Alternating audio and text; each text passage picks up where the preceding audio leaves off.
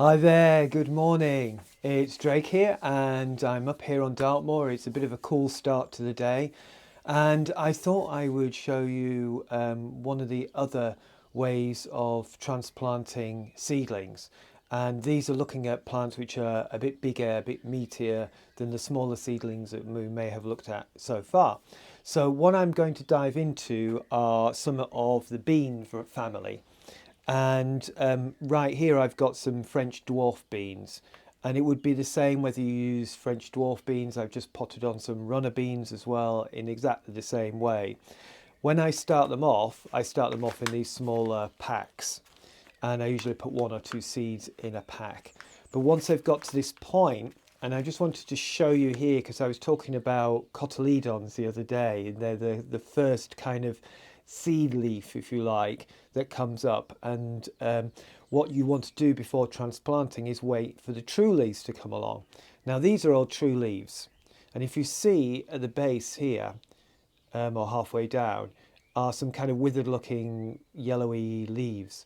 Those are the cotyledons. So the plant has made full use of all the energy that was in those and has made enough use of what's in the seed growing compost. And so now it needs to move on to a more nutritious compost. So that's what we're going to do today. So what I'm just going to do is I'm just going to take out one of these corners, and I appreciate you can't see everything that I'm doing here, so just bear with me.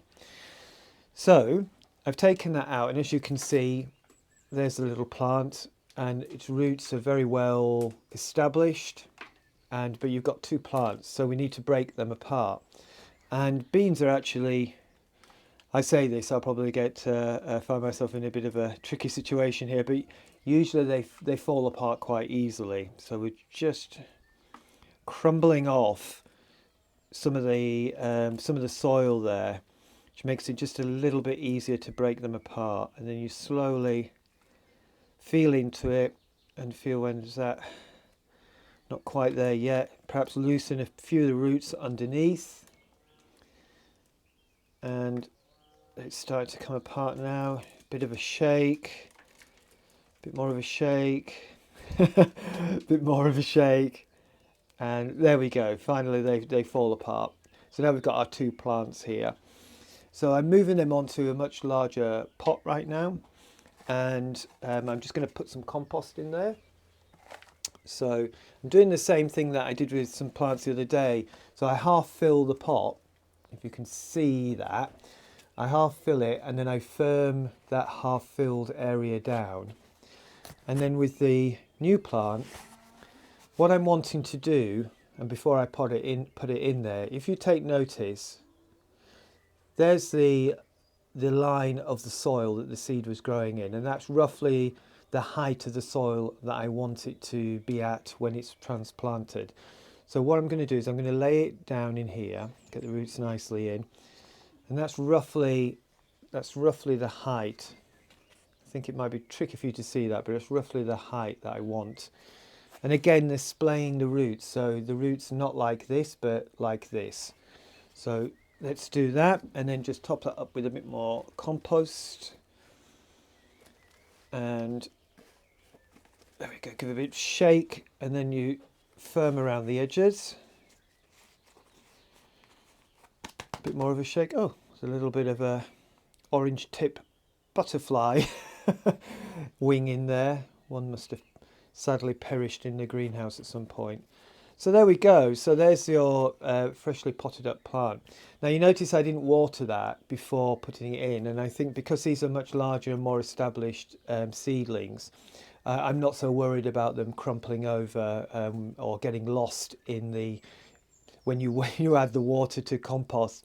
Sometimes it churns the compost up, and if you've got little seedlings, they get caught up in that churning process, and they get lost in the compost. But when you've got a big seedling like this, that's not going to happen. So you can water it after you've actually potted them on.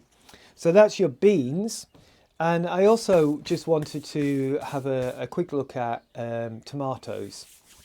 And what I've been growing is it's a wonderful plant. It's an RHS plant, and here's a seed packet for it. and hopefully you can get that. So it's an F1 variety, a hybrid quality with a heirloom flavour. And out of all the tomatoes I've ever grown, both here and California and elsewhere, this has been actually one of the best plants I've ever grown, one of the best tomatoes. It's quite a large tomato, so you need to put lots and lots of support for this plant. It'll grow very big, and the fruit itself is very heavy. So you want to bear that in mind as the plant starts developing, that this is going to be that kind of variety. But it's well worth it. It's a very, very full flavoured tomato. And, you know, normally I go for organic in absolutely everything.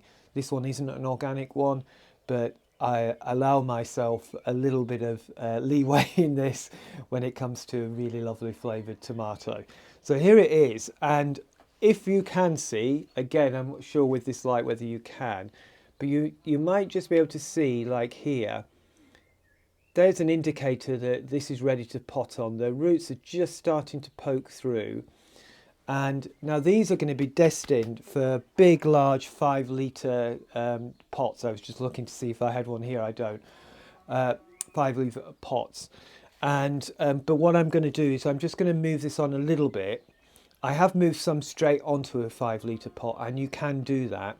But for the purposes of some of the plants, I actually wanted to keep them in slightly smaller pots. So it's going to go into this size fellow, so from here to here.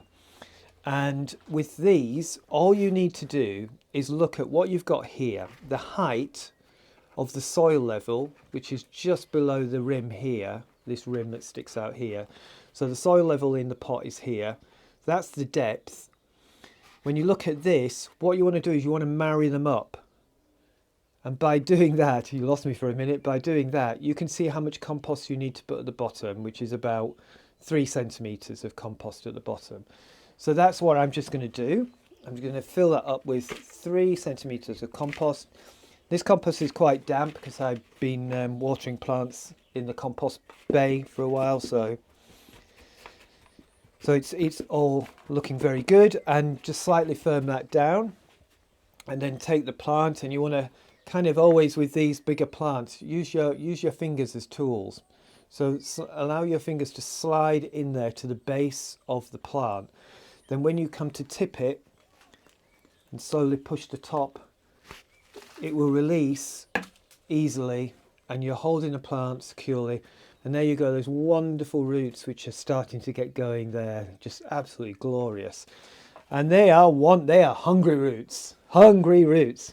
So we're going to do this, tip it over and around, and place the fellow in the pot. So here he is in the pot. All that remains for me to do is fill around the edges with some compost and firm that in, give it a good water.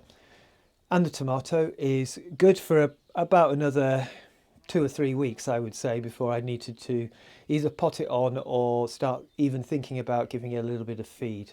They're very, very greedy plants, a little bit like me, which reminds me of breakfast, which is where I need to go right now.